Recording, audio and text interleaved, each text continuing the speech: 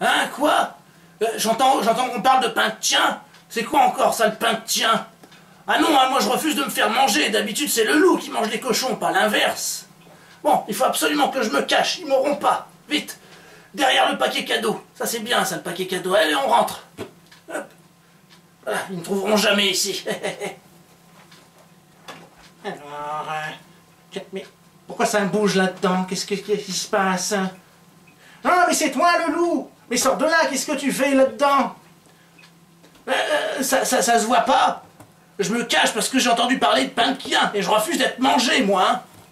Oh, mais qu'il est bête celui-là, encore plus idiot que les deux autres. Ben quoi, qu'est-ce que c'est? Qu'est-ce qui se passe? Mais enfin, mais le pain de quien, c'est pas un pain qu'on fait avec des chiens.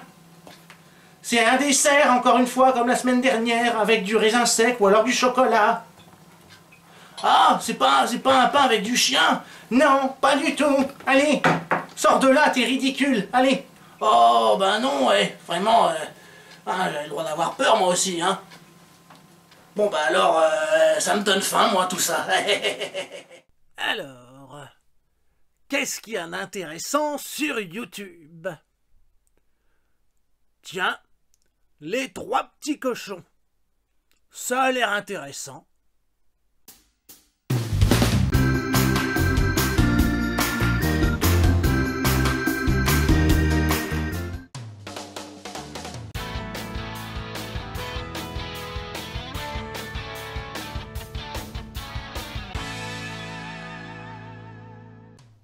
Cette semaine, les enfants, je vais vous apprendre à revisiter un dessert très connu.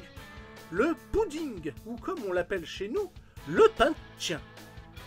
D'ailleurs, d'où ça vient, le pain de tien? Eh bien, c'est originaire du nord de la France. Le pain de tien est un pudding fait avec du pain rassis.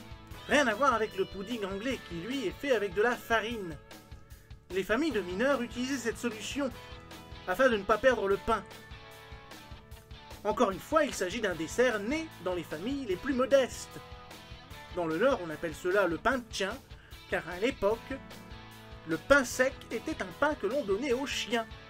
Ah ben ça alors, tu me rassures. Maintenant, je vais vous apprendre à le préparer. Pour cette recette, vous aurez besoin de pain sec, 500 g ou l'équivalent d'un pain entier, 1 litre d'eau tiède, 3 œufs, un mélange de sucre et de vergeoise, l'équivalent d'une tasse à café, un paquet de sucre vanillé, une tasse de farine et une tasse de raisin sec.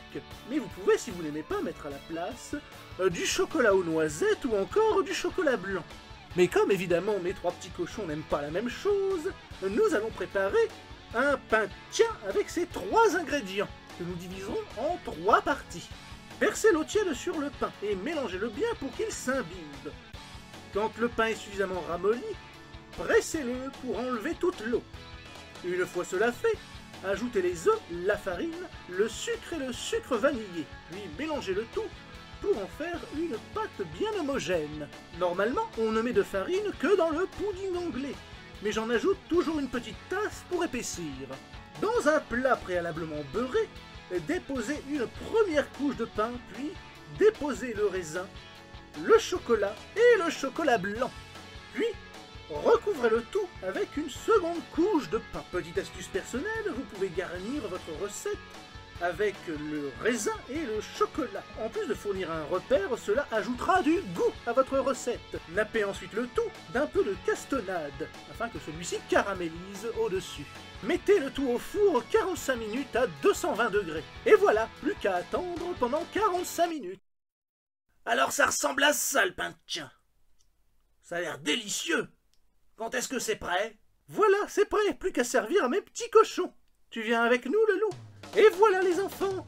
Ah ben, je suis bien content que ça soit pas du chien. Oh, mais qu'il est bête celui-là. J'ajoute un peu de chantilly. Et voilà comment adapter une recette traditionnelle pour des enfants un petit peu difficiles. Eh mais si je comprends bien, en fait, le pain de chien c'est du pain qu'on donne aux chiens. Donc c'est tout pour moi, non? Oh non, pas d'accord, moi je veux mon chocolat blanc. Oh mais enfin, mais calmez-vous, il y en aura bien assez pour tout le monde. À bientôt les enfants pour une prochaine recette. Allez, calmez-vous. Non, c'est à moi. Eh mais mange pas tout. Touche pas à ma part au chocolat. Quelle bande de petits gloutons.